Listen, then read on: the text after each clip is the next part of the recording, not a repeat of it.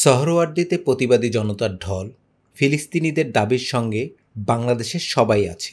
Israeli বর্বরতার শিকার ফিলিস্তিনিদের প্রতি সংহতি জানিয়ে গত শনিবার ১২ এপ্রিল ঢাকার রাজপথে প্রতিবাদী জনতার ঢল নামে। দেশের বিভিন্ন জেলা থেকে বাস, ট্রাক, রেলগাড়ি, মোটরসাইকেল সহ নানা যানবাহনে এসে মানুষ জড়ো হয় রাজধানীতে। জনতার বাঁধভাঙা জোয়ারে মিশে যায় সোহরাওয়ার্দী উদ্যান।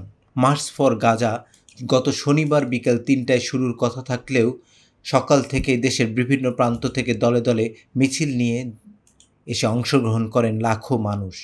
ফিলিস্তিন জিন্দাবাদ, ফ্রি ফ্রি ফিলিস্তিন, ইসরায়েলি পণ্য বয়কট বয়কট সহ নানা ধরনের স্লোগান দেয় কর্মসূচিতে অংশগ্রহণকারীরা।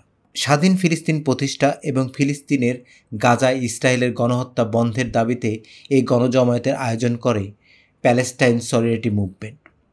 দুপুর ১২টা নাগাদ মূল মাঠে তিল ধারণের ঠাঁই ছিল না, তাই মাঠের বাইরে যে যার মতো অবস্থান নেন। পূর্ব দিকে শিক্ষা ভবন, কদম ফোয়ারা, জাতীয় প্রেস ক্লাব ও মৎস্য ভবন থেকে শাহবাগ মোড়, দক্ষিণে দোয়েল চত্বর ও পশ্চিমে টিএসসি মোড় সহ সব জায়গায় ছিল লোকে লোকারণ্য। বিকেল 4:30টায় কর্মসূচি শেষ হওয়ার আগ পর্যন্ত জনতার গন্তব্য ছিল সোহরাওয়ার্দী উদ্যানের দিকে। সবার হাতেই ছিল ফিলিস্তিনের পতাকা, ব্যাজ ও হাত পতাকা। পুরুষের পাশাপাশি এই কর্মসূচিতে অংশ নেন নারীরাও। অনেকে নিজেদের ছোট্ট সন্তানদের নিয়েও কর্মসূচিতে আসেন। মূল মঞ্চের বিভিন্ন রাজনৈতিক দলের নেতারা অংশগ্রহণ করলেও সাধারণ মানুষের মাঝে কোনো দলীয় বিভাজন দেখা যায়নি। অনেকেই জানিয়েছেন রাজনৈতিকভাবে তারা আলাদা আলাদা আদর্শ ধারণ করলেও ফিলিস্তিন সহ বিশ্বের যে কোনো প্রান্তে মানবতা লঙ্ঘন প্রশ্নে তারা ঐক্যবদ্ধ। মিছিলেও ছিল সেই ঐক্যের সুর। কর্মসূচি ঘিরে কোনো ধরনের অপ্রীতিকর ঘটনার খবর পাওয়া যায়নি। কেউ কেউ নিজ উদ্যোগে আগতদের মাঝে পানি ও শরবত বিতরণ করেন।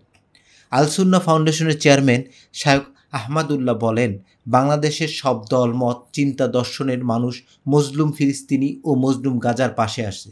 সমাবেশে ইসলামী বক্তা মিজানুর রহমান আজহারি বলেন, ভৌগোলিকভাবে আমরা ফিলিস্তিন থেকে অনেক দূরে হতে পারি, কিন্তু আজকের এই জনসমুদ্র প্রমাণ করে আমাদের হৃদয়ে বাস করে এক একটা ফিলিস্তিন, আমাদের হৃদয়ে বাস করে এক একটা গাজা, আমাদের হৃদয়ে বাস করে এক একটা আল কুদুস।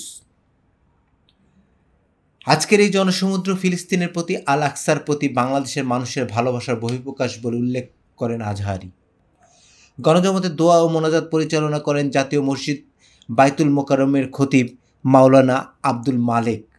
সমাবেশে স্বাধীন ফিলিস্তিনি প্রতিষ্ঠা এবং গাজায় গণহত্যা বন্ধের দাবিসহ ফিলিস্তিনের জনগণকে রক্ষা ও নিরাপত্তার দাবি জানানো হয়।